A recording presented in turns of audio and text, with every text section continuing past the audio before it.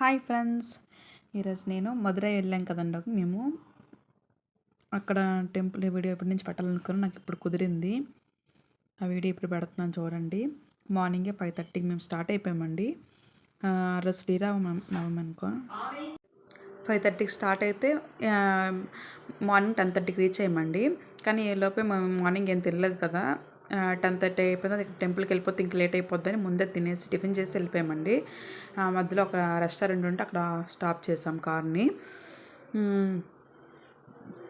Tiffin చేసి మళ్ళీ start అయ్యామండి. చూపిస్తాను అది కూడా. కానీ వెళ్తుంటే లొకేషన్ మాత్రం చాలా బాగుందండి. మొత్తం గ్రీనరీగా మీరు చూస్తుంటే చూడండి ఎంత బాగుంది కదా. ఎందుకంటే ఎర్లీ మార్నింగ్ కదా, 5:30కి కదా, మాకు మంచిగా అనిపించింది. మేము తీసే టైంకి అప్పుడు 7:30 ఆ టైం అండి. అప్పుడు కొంచెం వచ్చేసింది కొంచెం ఎండ అనేది. కానీ ఎండ మాత్రం మామూలు లేదండి ఆ టైంలో.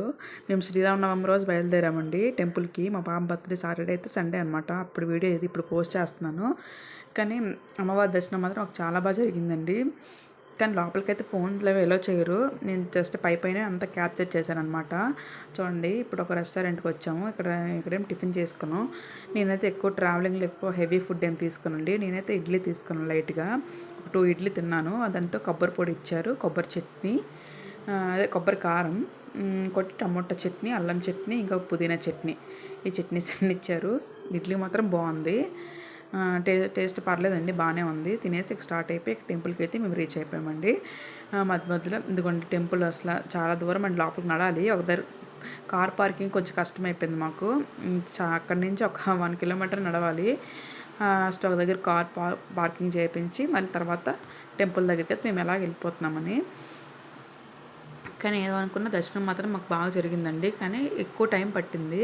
సండే కదా, చాలామంది వచ్చారనమాట. ఇదిగోండి మేము కార్ పార్కింగ్ చేసి అండర్ గ్రౌండ్ అనమాట, అక్కడ పార్కింగ్ చేసి ఇంక పైకి అయితే వెళ్ళిపోతున్నాం. మేమున్న మా ఫ్లాట్మేట్స్ అండి వాళ్ళు 2 ఫ్యామిలీస్ కలిపి మేము వెళ్ళామన్నమాట. ఇంకా మా అమ్మ మా నాన్నగారు కూడా వచ్చారు. ఇంకా బెంగళూరు నుంచి మా భర్త గారు కూడా వచ్చారు.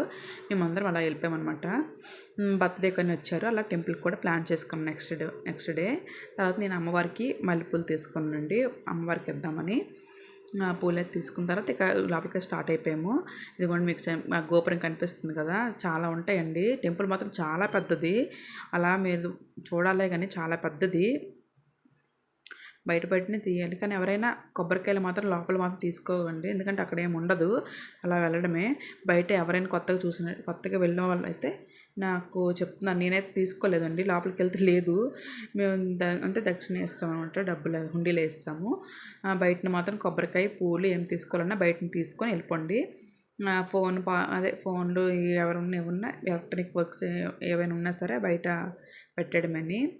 దానికి మనీ తీసుకుంటారు, మళ్ళీ రిటర్న్లో మనం కలెక్ట్ చేసుకోవాలన్నమాట. ఫోన్లోనే ఏవి ఎలా మాత్రం చేయరు. ఇదిగోండి టెంపుల్ ఇది అలాగా 4 వైపులు ఉంటుందండి. నార్త్, ఈస్ట్, వెస్ట్, సౌత్ 4 దీనిలో ఉంటుంది అనమాట. చాలా బాగుంటుంది టెంపుల్ మాత్రం. పురాతన కాలంలో మనం ఎలా ఉండే అలా ఉంటుంది అనమాట.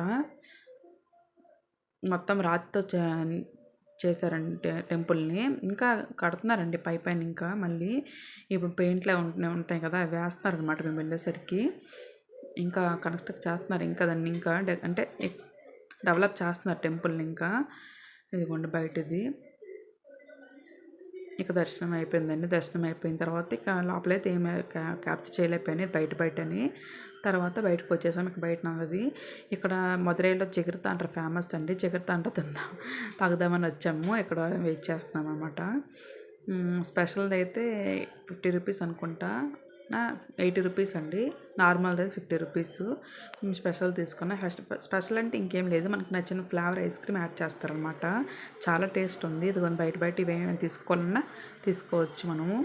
ఫొటోస్ ఇక ఇవన్నీ బయట ఇలా క్యాప్చర్ చేశానమాట. ఇదిగోండి ఇదే జిగర్తాండ్ర, చాలా టేస్ట్గా ఉంది, చాలా బాగుందండి. డెఫినెట్గా ట్రై చేయండి, అది మాత్రం మిస్ అవ్వద్దు. మదురై వెళ్తే మాత్రం చాలా బాగుంది. ఇక అయిపోయిన తర్వాత ఇక మేము బయటకు వచ్చేసాము. ఈ కార్లో స్టార్ట్ అయిపోయామండి. మేము ఇంటికి రీచ్ అయ్యేసరికి మాకు 8:30, 9 అయిపోయిందనమాట. 3:30కి స్టార్ట్ అయితే అదనమాట. అంతేనండి, మాకు దర్శనం చాలా బాగా జరిగింది. ఎవరైనా వెళ్ళాలనుకుంటే మాత్రం మంచిగా ప్లాన్ చేసుకొని వెళ్ళండి. మాకైతే కోయంబత్తూరు నుంచి 3 అవర్స్ అండి, అంతే.